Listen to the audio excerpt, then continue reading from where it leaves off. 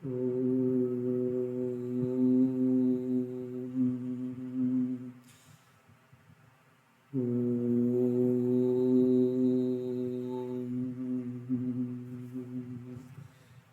குருப்யோ நமஹ.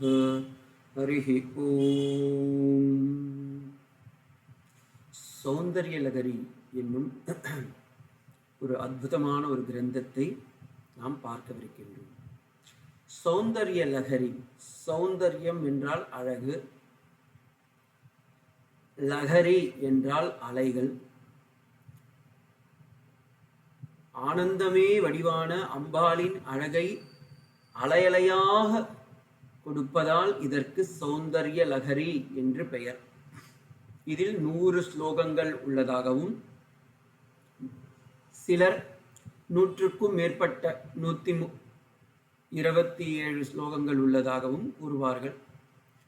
ஆனால் பெரும்பாலும் இது சங்கர பகவத் பாதாலாலேயே எழுதப்பட்டது, ஆதி சங்கர பகவத் பாதாலால் எழுதப்பட்டது என்று ஒரு கருத்து நிலவுகின்றது. அது எப்படின்னு நம்ம பின்னாடி பார்க்கலாம். அன்னை லலிதா திரிபுர சுந்தரி ஸ்ரீவித்யா சம்பிரதாயத்தில் இருக்கவங்களுக்கு தெரியும். ஆனால் பாமர மக்கள் தெரிவதற்காக நான் எளிதாக சொல்லணும்னு நினைக்கிறேன். ஸ்ரீவித்யா பரம்பரையிலையும் சரி, நார்மலா அம்பால லலிதா தேவியை ஒரு பெண் சக்தியாக, ஒரு பரம்பொருளின் வடிவமாக கூறும் ஒரு அற்புத கிரந்தம் சௌந்தர்யலகரி. இந்த சௌந்தர்யலகரி மந்திர சாஸ்திரங்களும் யந்திர சாஸ்திரங்களும் தந்திர சாஸ்திரங்களும் கூடிய ஒரு பொருள். மந்திர சாஸ்திரம் என்றால் மந்திரங்களை ஜபிப்பதால் வரும் பலன்.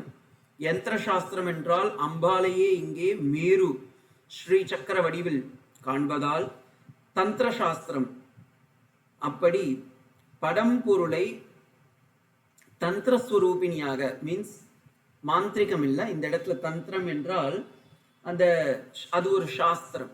அப்படி அம்பாளை நாம் மந்திர சாஸ்திரம், யந்திர சாஸ்திரம், தந்திர சாஸ்திரம் மூன்றும் கலந்த ஒரு கலவையாக பார்த்தால் அது சௌந்தர்யலகரி. இதில் ஷிகரிணி என்னும் ஒரு மீட்டர் சந்தஸ் பிரயோகப்படுத்தியுள்ளது. எல்லா 100 ஸ்லோகங்களும் நம்ம பார்க்கலாம். அதுக்கு மேல இருக்க ஸ்லோகம்லாம் பின்னாடி டைம் இருந்தா பார்க்கலாம். இந்த 100 மந்திரங்களிலும், மீன்ஸ் இந்த சௌந்தர்யலகரியில் உள்ள ஸ்லோகங்களில் ஷிகரிணி என்னும் மந்திரமே பிரயோகப்படுத்தப்பட்டுள்ளது. ஷிகரிணி என்பதற்கு ஒரு வரையறை இருக்கின்றது. சந்தஸ் அப்படின்னா அது ஒரு சாஸ்திரம். மீட்டர், குரல் என்றால் எப்படி 2 வரியில் மேலே 4ம் கீழே 3ம் இருக்குமோ, அதே போல ஷிகரிணி என்றால் 4 வரிகளில் 17 வார்த்தைகளில் 6 + 11 இருக்கும். 6 என்பது சிவ தத்துவம், 11 என்பது சக்தி தத்துவம். 6ம் 11ம் சேர்ந்து 17 உள்ள மீட்டர் சந்தஸுக்கு ஷிகரிணி என்று பெயர். இதிலேயே பாருங்க, சிவனும் சக்தியும் சேர்ந்த ஒரு கலவையாக இந்த சந்தஸே உள்ளது. இதை எப்படி பாராயணம் செய்யணும்னா, நிறைய இன்னைக்கு டியூன் யூடியூப்லாம் இருக்கு. ஆனா உண்மையா அந்த சந்தஸ் பிரகாரம் பாடணும்னா நனா நானா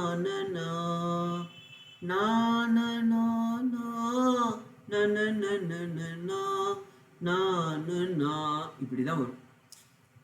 ஒரு முதல் மந்திரத்தை மட்டும் நான் சொல்லி காமிக்கிறேன். शिवशक्त्या युक्तो यदि भवति शक्त प्रभवितुं न चेदेवं देवो न खलु कुशलस्तत्वन्दिनस्तुमपि अतस्वामाराध्यां हरिहरविरिञ्जादिभिरभि प्रणन्तुं स्तोतुं वा கதமகிருத புண்ணிய பிரபவதி. இது மாதிரி வரும். ஓகேங்களா? அப்ப இதுக்கு 6 + 11 17 மாத்திரைகளை கொண்ட ஒரு மந்திரம் ஷிகரிணி என்னும் சந்தஸில் உள்ளது. இது பல்வேறு கோணங்களில் இந்த புஸ்தகம் யார் எழுதினாங்கன்னு பார்க்குறாங்க. ஒன்று, லிங்க புராணத்தின் பிரகாரம் கணேசன், லார்ட் கணேஷா, விநாயக பெருமாள் தான் இதை கூறினார் என்று சொல்கின்றார்கள். அங்க ஒரு சௌந்தரிய லகரி வருது. இப்ப அதுதான் இதுவான்றது நமக்கு தெரியாது. ஏன் சொல்றேன்னா, உங்க எல்லோருக்கும் தெரியும் நாராயணீயம் என்றாலே அது கேரளாவில் மேல்பட்டூர் நாராயண பட்டோத்திர தீட்சிதர் எழுதியது தான் என்று எல்லோரும் நாம் சொல்லுவோம். ஆனா மகாபாரதத்துல போய் பார்த்தேன்னா அங்க ஒரு நாராயணியம் என்னும் கிரந்தம் உள்ளது. அதே போல நாராயண கவச்சம் என்பது, நாராயண உபனிஷத் என்பது 2 இடத்துல இருக்கு. இப்ப அதே போல சௌந்தரியம் அழகு கூடிய லகரி என்றால் இந்த மாதிரி புஸ்தகத்தை யார் வேணா எங்க வேணா எழுதியிருக்கலாமே, அப்படி கூட ஒரு கருத்து இருக்கலாம்ல, அதுல தப்பு கிடையாது அப்படின்னா, அப்ப அந்த சௌந்தரிய லகரி இந்த சௌந்தரிய லகரியா என்பதும் ஒரு குழப்பம் நிலவுகின்றது. மேலும் மேருமலையை விநாயகர் மேருமலையில் உள்ள போது விநாயகரால் எழுதப்பட்டது என்று லிங்க புராணத்தில் கூறப்படுகிறது. இன்னொரு இது என்னன்னா, மேருமலையில் எழுதி வைத்தவர் புஷ்பதந்திரன் என்னும் கந்தர்வர் அப்படின்றது. இவருக்கு யாரு சொன்னது அப்படின்னா, இவர் கைலாசத்துக்கு போயிருக்கும் போது கைலாசத்தின் மதில் சுவற்றில் இதையெல்லாம் எழுதியிருந்ததை கண்டு அதை இந்த கந்தர்வன் புஷ்பதந்தன் என்பவர் மனனம் செய்து அதை அவர் போய் மேருமலையில எழுதி வைத்தார் அப்படின்னு சொல்லுவாங்க. அதை கௌடபாதர் என்னும் சங்கராச்சாரியாரின் குருவிற்கு குருவான கௌடபாதர் அவர் அதை கிரகித்து கொண்டு ஆதிசங்கரருக்கு உபதேசம் செய்தார்கள் என்றும் சொல்லுவார்கள். இன்னொரு பக்கம் மூன்றாவது ஒண்ணு, இல்லப்பா அப்படிலாம் இல்ல, சங்கரரே சங்கரம் காலடி சங்கரர் தான் நம்ம கைலாய சங்கரரிடம் சென்றதாகவும், அங்கே அவர் செல்லும் பொழுது கைலாசத்தில் உள்ள பெருமாள் அப்படியே தோடுடை செவியேனோடு விடைமே ஏழிய அந்த பெருமாளை கண்டு அவர் அப்படியே ஆனந்தத்தில் இருக்கிறார். அப்ப சிவபெருமான் சங்கரருக்கு, காலடி சங்கரருக்கு 4 ஸ்படிகலிங்கத்தோடு இந்த சௌந்தரிய லகரி என்னும் கிரந்தத்தையும் தந்ததாக கூறுவார்கள். அப்படி அவர் தரும்பொழுது அங்கே அதை பெற்றுக்கொண்டு அந்த ஸ்படிகலிங்கங்கள் தான் இன்று நம்ம பார்த்தீங்கன்னா நிறைய சங்கர மடாலயங்கள் எல்லாம் வச்சிருக்காங்க. யோகலிங்கத்தை காஞ்சியிலும் போகலிங்கத்தை ஸ்ருங்கேரியிலும் அதுபோல மற்ற ஏனைய ஸ்படிகலிங்கங்களை சத்வாரி ஆம்நாய பீடத்திலும் வைத்து பூஜிப்பதாக இன்றும் வழக்கம் உள்ளது. அப்படி அது சங்கரரால் தான் ஏற்பட்டதுன்னு மாத்தியந்தின சங்கர திக்விஜயத்திலையும் இருக்கு. அப்ப இந்த சங்கராச்சாரியார் அந்த காலடி சங்கரர் கைலாய சங்கரரிடம் இருந்து அதை பெற்றுக்கொண்டு திரும்பும் பொழுது நந்திகேஸ்வரர், அவர் தானே செக்யூரிட்டி கார்டு, அவர் என்ன பண்றாரு, அவர்கிட்ட சண்டை போட்டு, ஏன்பா எங்களை கேட்காம நீ எப்படி கைலாசத்துல ஏதாவது எடுத்துட்டு போறியா அப்படின்னு சொல்லி செக் பண்றாரு. மெட்டல் டிடெக்டர் போட்டு செக் பண்ணும்போது அவர்கிட்ட பாத்தீங்கன்னா இந்த ஓலைச்சுவடியும் ஸ்படிகலிங்கங்களும் இருக்கின்றது. நந்திகேஸ்வரர் சிவலிங்கத்தை ஒன்றும் செய்ய மாட்டாரு. ஏன்னா அவர் எப்படின்னா அந்த இடத்துல அங்க இருக்கிறவங்களும் சிவலிங்கத்தை பூஜிப்பதால் நம் பெருமாளுக்குத்தானே நன்மை என்று விட்டார். ஆனா இந்த ஓலைச்சுவடி எல்லாம் எடுத்துட்டு போக கூடாதப்பா, ஸ்கிரிப்சர் காப்பிரைட் ப்ராப்ளம் வந்துடும் அப்படின்னு சொல்லிட்டு அதை சங்கரரிடம் இருந்து அபகரித்தாராம். இவர் சங்கரர் அவர் கொஞ்சம் பிடிச்சி இழுக்க, இவர் கொஞ்சம் பிடிச்சி இழுக்க, 2 பேருக்கும் ஒரு தள்ளுமுள்ளு ஏற்பட்டு அதில் அங்கிருந்த அந்த ஓலைச்சுவடி சிதறியது. அப்படி சிதறும் பொழுது அந்த ஓலைச்சுவடிகள் கைலாயத்துல நினைச்சு பாருங்க, இன்னைக்கே கைலாசத்துக்கு போனா, கைலாஸ் மானசரோவர் யாத்திரை எல்லாம் போகணும்னா நமக்கு பஞ்சகோஷங்கள் எல்லாம் கவர்ந்து நம்ம அப்படியே எல்லா விதமான உடுப்புகளையும் அணிந்து கொண்டு இருக்கும். அப்ப அந்த இடத்துல என்ன ஆகும், ஓலைச்சுவடி எல்லாம் உடனே நசிந்து விடும். அப்ப 51 மந்திரம் இது வரைக்கும் பாத்தீங்கன்னா இல்லாம போயிடுது, எல்லாம் சிதிலமாகி விட்டது, அழிஞ்சிருச்சுன்னு வச்சுக்கோ. அப்ப 41 மந்திரம் வரைக்கும் தான் அவருக்கு கிடைச்சதான், அதுவும் ஸ்கேட்டர்ட்.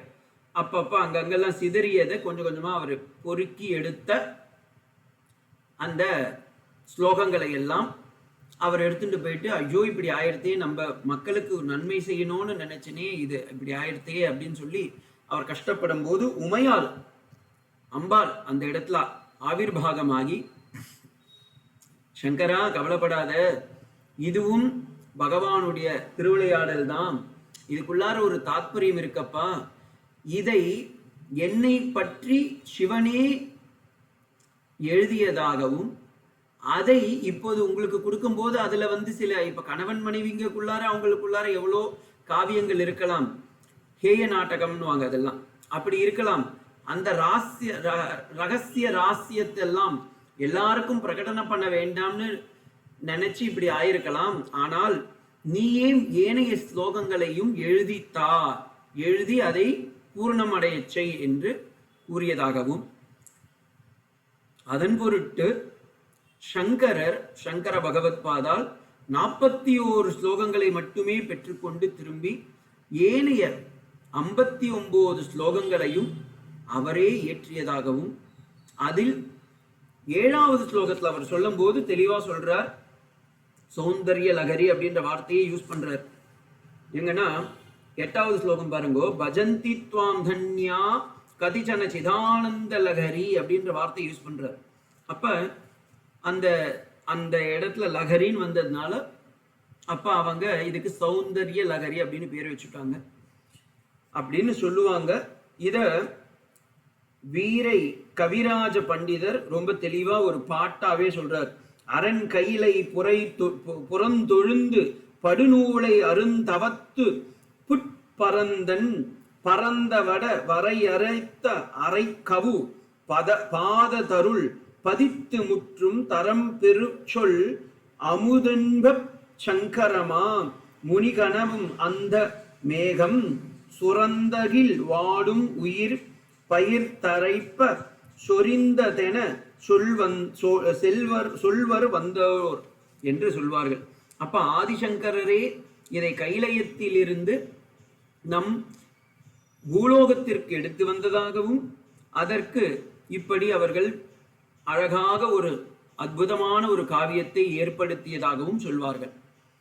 இந்த சௌந்தர்ய லகரிக்கு சங்கர பகவத்பாதாலே எழுதியிருந்தா இன்னும் நல்லா இருக்கும். காஞ்சி மகா பெரியவர் சந்திரசேகர பாரத் சுவாமிகள் சொல்லும் போது, சரஸ்வதி சுவாமிகள் சொல்லும் போது ரொம்ப அற்புதமா சொல்வார்.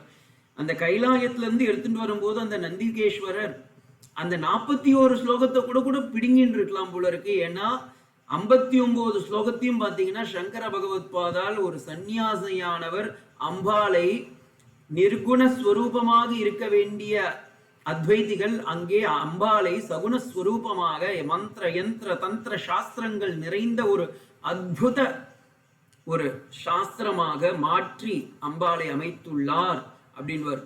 அப்படி சொல்லும் போது சொல்வார், அந்த மீதி இருக்கிற 41 சங்கரரே எழுதியிருந்தா இன்னும் நல்லா இருந்திருக்குமே அப்படின்னு. அத்தனை அழகு பொழிந்த ஒரு காவியம், ஒரு காவியம்னு சொல்றது இல்லை, அது ஒரு சாஸ்திரமே அப்படின்னா அது சௌந்தர்ய லகரி. 36 கமெண்ட்ரிங்க இது வரைக்கும் இருக்கு, அடியனுக்கு தெரிஞ்ச வரைக்கும். ஏன்னா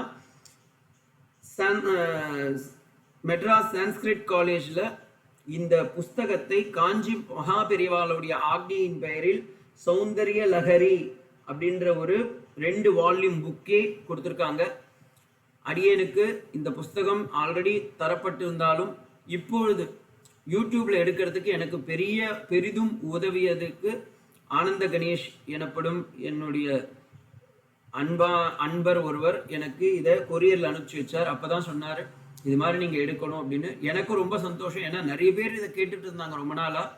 சரி அப்படின்ட்டு அடியனுக்கும் கிடைத்த அனுகிரகமாக நினைத்து கொண்டு இதை எடுக்கலாம் அப்படின்னு. இந்த 36 கமெண்ட்ரியில பாத்தீங்கன்னா லக்ஷ்மிதரர் அப்படின்ற ஒரு கமெண்ட்ரி அத்புதம், சொல்லவே தேவையில்லை. ஒரிசாவில் பிறந்தவர் அவர். ஆனா அந்த மாதிரி ஒரு கமெண்ட்ரி யாரும் எழுத மாட்டாங்க, அவ்வளவு அழகான ஒரு கமெண்ட்ரி இருக்கு. அது இல்லாமல், இவருடைய கமெண்ட்ரி இல்லாம there are so many other commentaries. நமக்கு இந்த எவ்வளவு அற்புதமான ஒரு புஸ்தகத்தை நம்ம படிக்க இருக்கிறோம் அப்படின்றது தெரிஞ்சுக்கணும்ல, அதுக்காக சொல்றேன். லக்ஷ்மிதரர் எழுதின ஒரு கமெண்ட்ரி இருக்கு.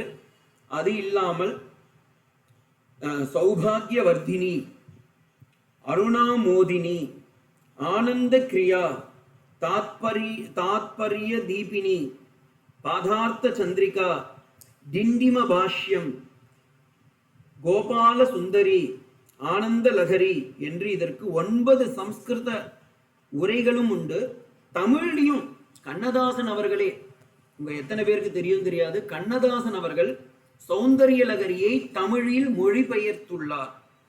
அதே போல நிறைய இவர் இப்ப நான் கொஞ்ச நேரத்துக்கு முன்னாடி கூட சொன்னேன் பாருங்க, ஒரு ராமராய கவி அப்படின்னு, ராமராய கவியா அவர் பேர் எனக்கு மறந்துருத்த, இப்பதான் கொஞ்ச நேரத்துக்கு முன்னாடி சொன்னேன், கவிராய பண்டிதர் அப்படின்றவர், அவரும் இதை அப்படியே தமிழாக்கம் பண்ணியிருக்கார். இத்தனையா அற்புதமான இந்த காவியத்தை கைலாயத்திலிருந்து நமக்கு காலடி சங்கரர் எடுத்து வந்து பிரகடனம் செய்திருக்கிறார். இந்த நூல் நமக்கு இப்ப 100 ஸ்லோகங்கள் உள்ளது. மீதமுள்ள ஸ்லோகங்களையும் நாம் பொறுமையாக பார்க்கலாம். பேரின்ப அலைகள் ஆகிய இந்த சௌந்தரிய லகரியை அம்பிகையின் அனுகிரகம் இன்றி நாம் யாராலும் எப்படியும் கற்க முடியாது. குருவாகவும் குருவின் அருளாகவும் சாஸ்திரமாகவும் அன்னை அங்கே விற்றிருக்கின்றாள்.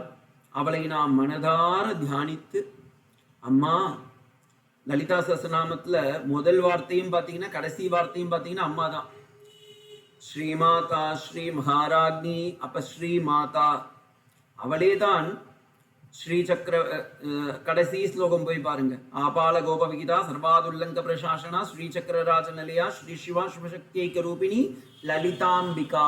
அம்பிகா, அம்பிகானாலும் அம்பாள், அம்மாதான். அம்மா கருணை கூர்ந்து இந்த எளியவர்கள் உங்களை தொழ இப்படி வாயார பாடி மனதால் சிந்திக்க நாங்கள் நுழைகின்றோம்.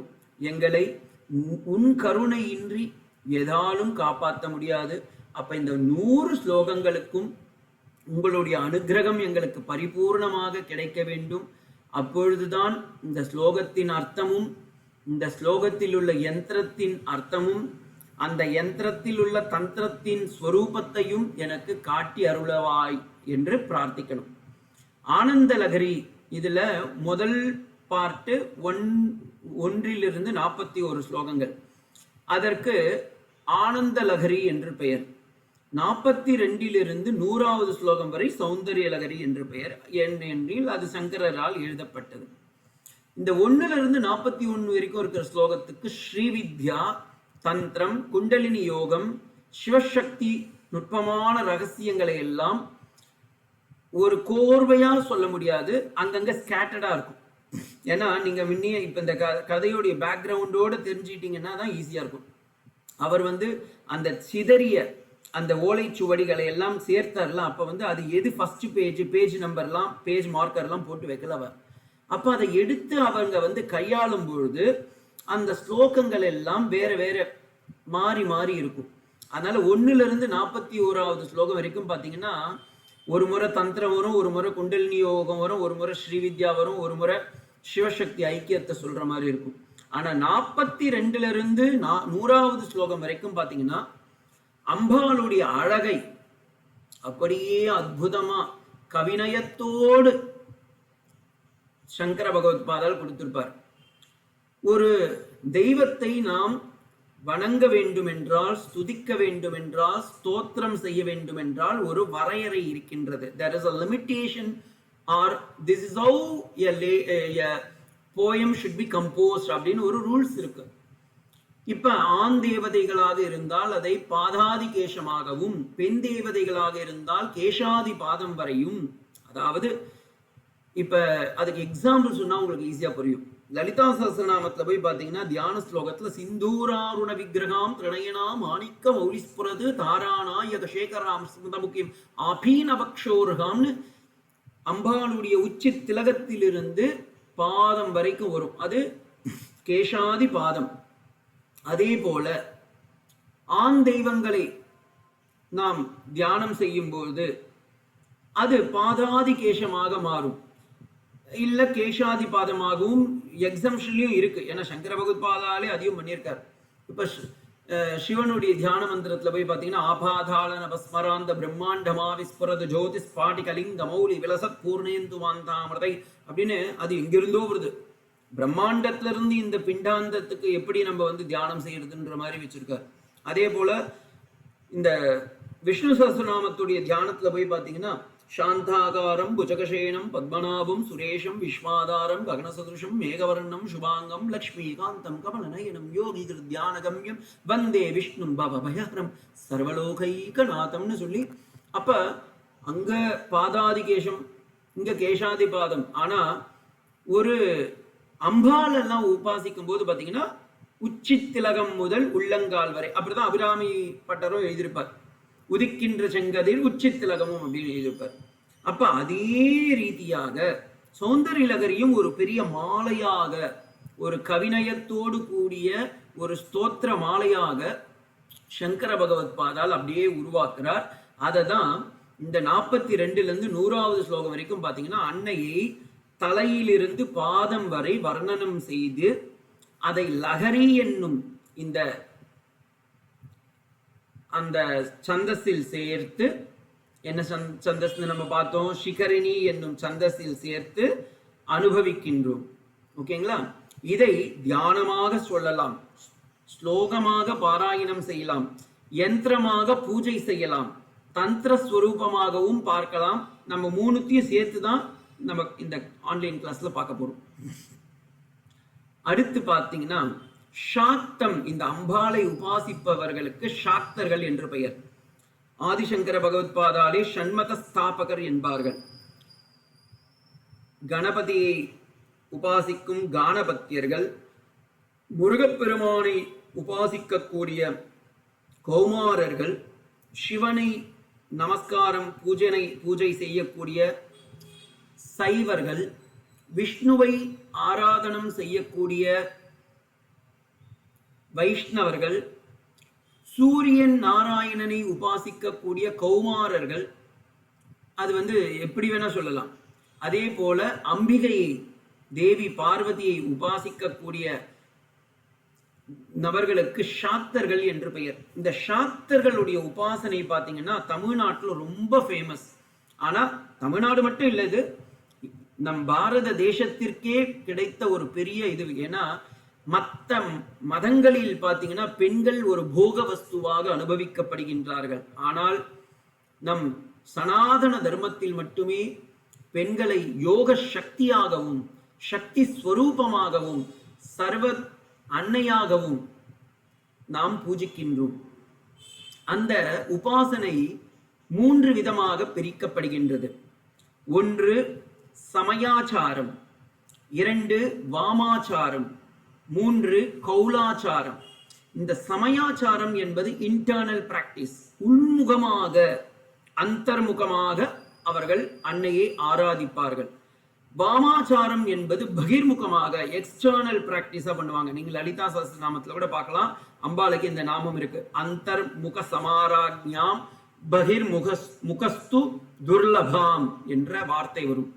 அப்ப அம்பாள் அந்தர்முகமாகவும் இருக்கின்றாள், பகிர்முகமாகவும் இருக்கின்றாள்.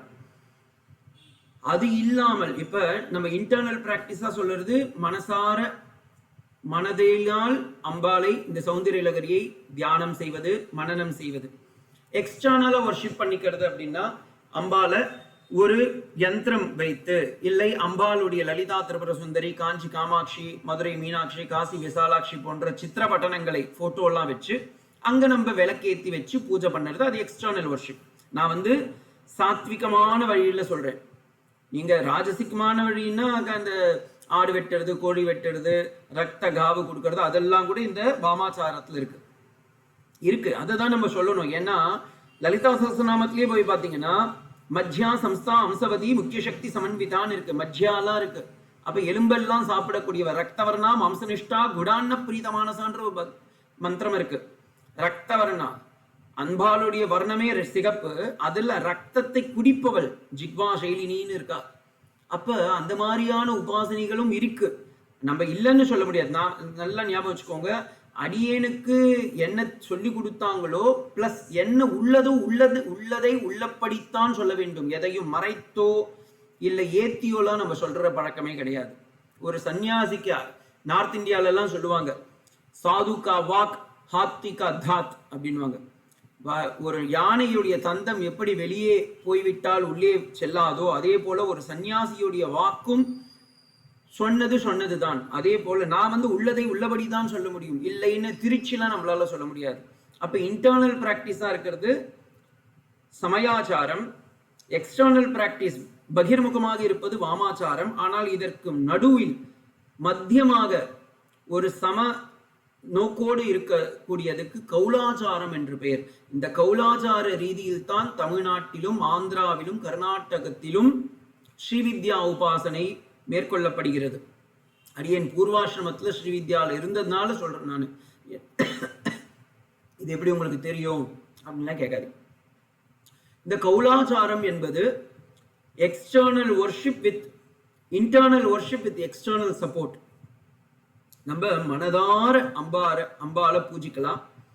அப்படி மானசமாக பூஜித்து கொண்டே அம்பாளுடைய சித்திரப்பட்டனத்தையோ மீன்ஸ் போட்டோ ஃப்ரேமையோ இல்லை ஒரு நல்ல விக்கிரகத்தையோ இல்லை ஒரு ஸ்ரீ யந்திரத்தையோ மேருவையோ வச்சு பூஜை பண்ணும்போது அதுக்கு இன்னும் பலனாக இருக்கின்றது.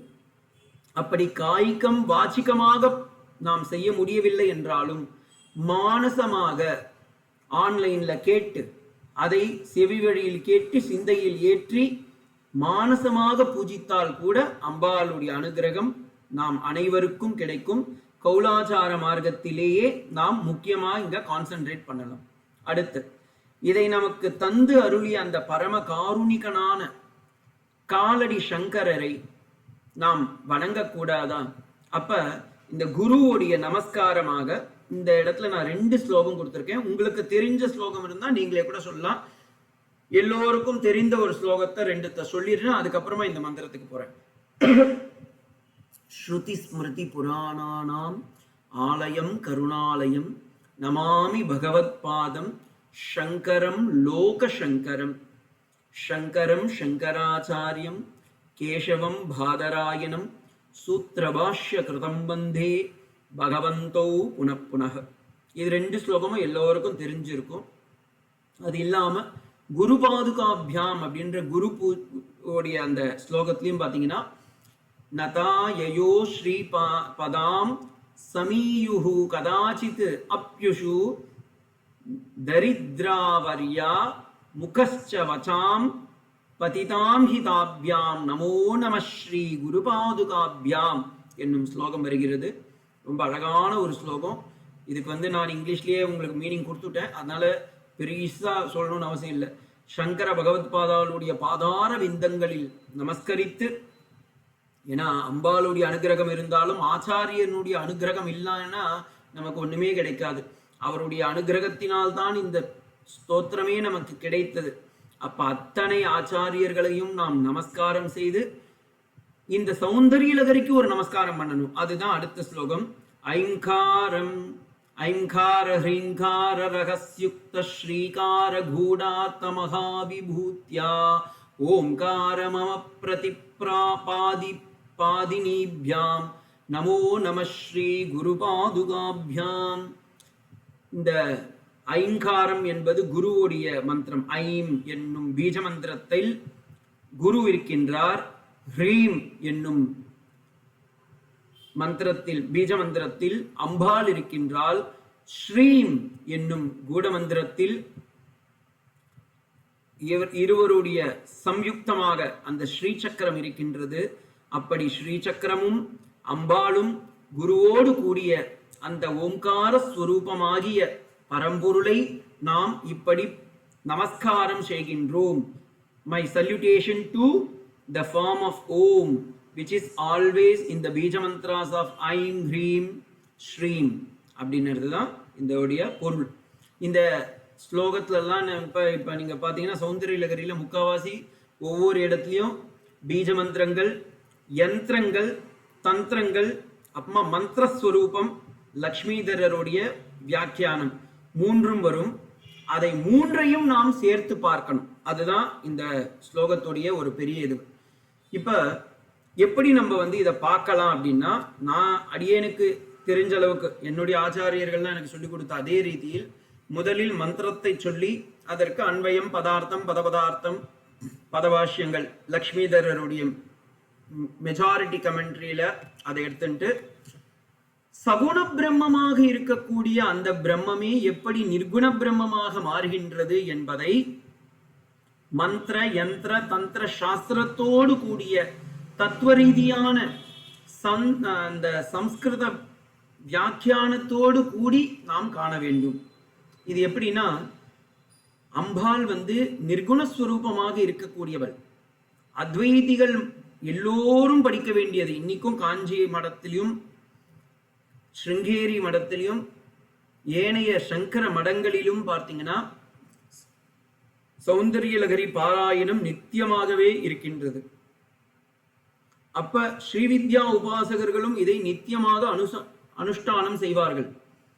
இதுல என்ன ஒரு விசேஷம் என்றால், இந்த மந்திரங்களை நாம் படிக்கும்போது சகுணத்திலும் தியானம் செய்ய முடியும், நிர்குணத்திலும் தியானம் செய்ய முடியும். தியானம்னா என்ன, ஃபர்ஸ்ட் அதை தெரிஞ்சுக்கணும். உபாசனம், தியானம் என்றால் ஒரு பொருளை நோக்கி நாம் மெடிடேஷன் பண்ணறதுக்கு தியானம்னு பேரு.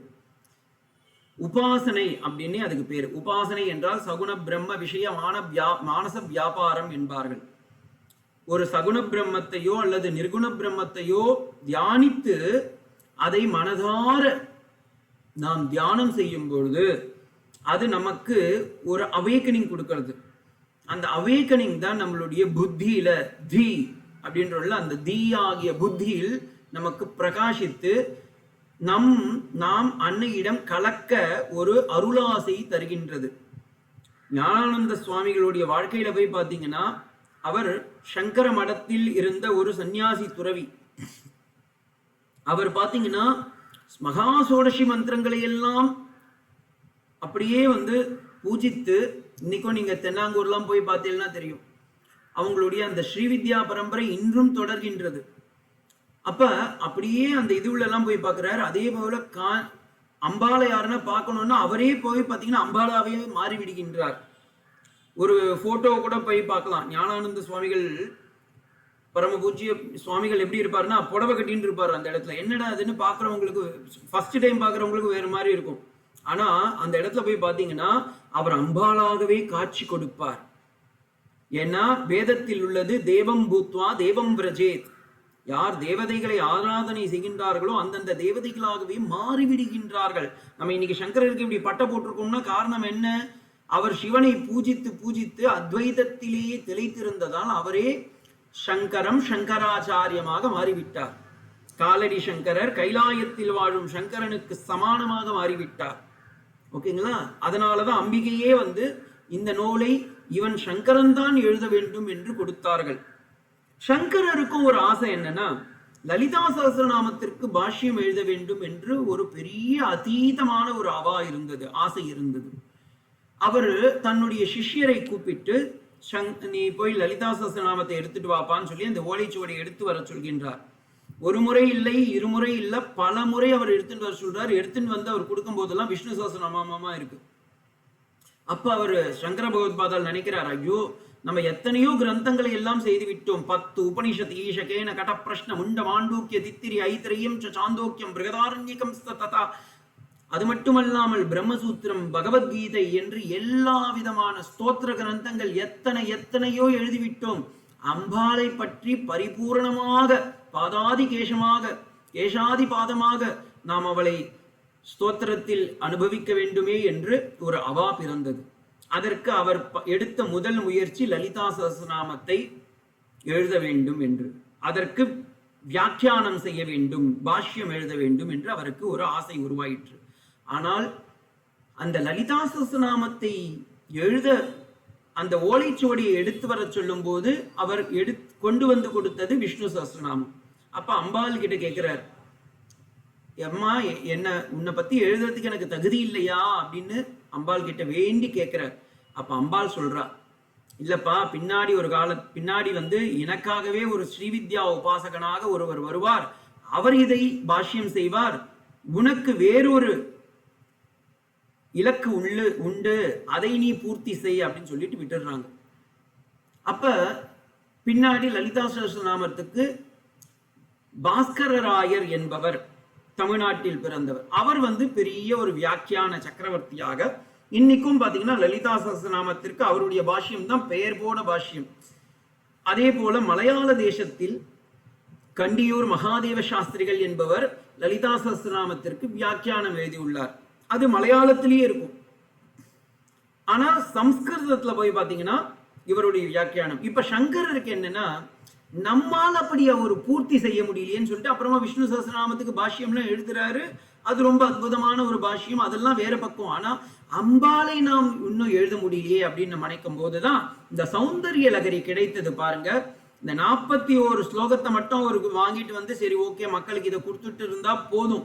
ஆனா அவருக்கு ஆல்ரெடி அந்த இருந்த ஆசை அவா, அது மட்டும் இல்லாமல் அவர் மக்களுக்கு பூரணமா இந்த அத்வைத ஞானமும் அம்பாளின் ரகசியமும் புலப்பட வேண்டும் என்ற பரம காருண்யம், அந்த சகுணஸ்வரூபத்தை நிர்குணஸ்வரூபமாக இருக்கக்கூடிய அம்பாளை சகுணஸ்வரூபியாக பார்த்து அதன் மூலம் அம்பாளிடம் இருக்கக்கூடிய தத்துவார்த்தங்களை எல்லாம் நாம் சமாதி பாஷையான தேவ பாஷையாம் இந்த லகரி ஸ்வரூபத்தில் இருக்கக்கூடிய சௌந்தரிய லகரியில் இட்டு சென்றார்.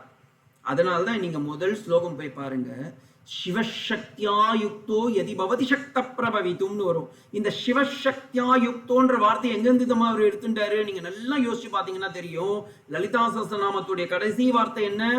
ஆபால கோப விகிதா சர்வாதுல்லங்கபர சாசனா ஸ்ரீசக்கரராஜ நிலையா ஸ்ரீமத் திரிபுர சுந்தரி ஸ்ரீ சிவா சிவசக்தியைக்க ஸ்வரூபிணி. அந்த இடத்தை முடிச்சாரு. இப்ப லலிதா சஹஸ்ரநாமம் யாரெல்லாம் பாராயணம் பண்றீங்களோ அடுத்தது நீங்க சௌந்தரியலகரிக்கு வந்துருங்கோ. அட்வான்ஸ், அது வந்து பிகினர்ஸ், இது அட்வான்ஸ் லெவல்ல இருக்கும் அப்படின்னு சொல்லி இந்த இடத்துக்கு வர சொன்னார். ஆத்மபோதத்திற்கு அப்புறமா தத்துவபோதம், தத்துவபோதத்துக்கு அப்புறமா விவேக சூடாமணி, விவேக சூடாமணிக்கு அப்புறமா வேதாந்த சாரம், வேதாந்த சாரத்திற்கு அப்புறமா வேதாந்த பரிபாஷை. எப்படி பாருங்க, அத்வைத்திங்கள்லாம் ஒரு பக்காவான ஒரு பெரிய சனாதன தர்மத்தை இட்டு சென்று இருக்கின்றார்கள். நம்ம சுலபமா போனோம்னு ஒரு ஹைவே ரோட போட்டு கொடுத்துருக்காங்க. ஆனா நம்ம என்ன பண்றோம், என் வழி தனி வழின்னு ஏதோ போய் முட்டிச்சவரில் போய் குட்டிச்சவரில் போய் முட்டிக்கிட்டு நிற்கிறோம் இன்னைக்கு. அப்ப லலிதா சஹஸ்ரநாமத்திற்கு அடுத்தது நம்ம அடுத்த லெவலுக்கு போகும்போது என்ன ஆயிடுதுன்னா சௌந்தரிய லகரி நம்மளுடைய அடுத்த புஸ்தகம். இந்த புஸ்தகத்தில் அம்பாளுடைய அனுகிரகம், நம்மளால ஒண்ணுமே இல்லை, அம்பாளின் அனுகிரகம், ஆச்சாரியருடைய அனுகிரகம், சாஸ்திர அனுகிரகம், இது மூன்றும் ஈஸ்வரோ குருராத்மேதி மூர்த்தி வேத விபாகினி, இந்த 3 பேர்களும் நம்முடைய அனுகிரகம் நமக்கு செய்தால் ஒழிய நம்ம என்னதான் நானும் ஆன்லைன்ல கத்தனாலும் நீங்களும் எப்படிதான் ஆஃப்லைன்ல கேட்டாலும் அம்பாளுடைய அனுகிரகம் வேணும், ஆச்சாரியருடைய அனுகிரகம் வேணும், சாஸ்திரத்துடைய அனுகிரகம் வேண்டும். இவர்கள் மூவருடைய அனுகிரகத்தோடு சேர்ந்து இதை நாம் அனுபவித்தோம் என்றால் அந்த பரம்பொருளின் சக்தியை நாம் எளிதில் உணர முடியும். அதற்குத்தான் இந்த ஒரு சின்ன பிரயத்தனம். ஓகேங்களா? அப்படி எல்லாரும் ரெகுலரா இந்த கிளாஸை ஆன்லைன்ல நான் போடுறேன். போட்டு முடிச்ச உடனே நீங்க உடனே பாருங்கோ, பார்த்து நோட்ஸ் எடுங்கோ. நோட்ஸ் எடுத்து எனக்கு என்ன ஒரு இதுனா, நீங்க ஒவ்வொரு கிளாஸ்லயும் சுவாமி இந்த மாதிரி சொல்லியிருக்கலாமே அப்படின்னு என்னையும் கொஞ்சம் பாலிஷ் பண்ணுங்க. ஏன்னா அடியனுக்கு வந்து அந்த அளவுக்கு அப்படியே பெரிய கரகண்டவன்லாம் கிடையாது. ஏதோ பார்க்கடையில் இருக்கிற சாஸ்திரம், அதை வந்து நான் இந்த ஒரு பூனை வந்து எப்படி நக்கிடுத்துன்னு கம்பநாட்டாழ்வா சொல்றாரோ, அவர்னா பூனைன்னு தன்னை தானே சொல்லிட்டார். நான் பூனை கூட இல்லை, ஒரு புழு. அப்ப இந்த புழு வந்து எப்படி ஒரு பார்க்கடையில போய் பருக முடியும்? அப்படி ஒரு சின்ன ஒரு அட்டம்ப்ட்னு நினைச்சுக்கோங்க. அம்பாளுடைய அனுகிரகம் அனைத்தும் உங்களுக்கு எல்லோருக்கும் கிடைச்சு அவங்களுடைய பரிபூர்ண கடாட்சத்திற்கு ஆட்பட்டு இந்த ஸ்லோகங்களை நாம் மந்திர ரீதியாகவும் தந்திர ரீதியாகவும் யந்திர ரீதியாகவும் சாஸ்திர ரீதியாகவும் கண்டு மகிழ்வோம். ஓம் சாந்தி சாந்தி சாந்தி. ஹரி ஓம் தத்சத். ஸ்ரீராமகிருஷ்ணார்ப்பணமஸ்து.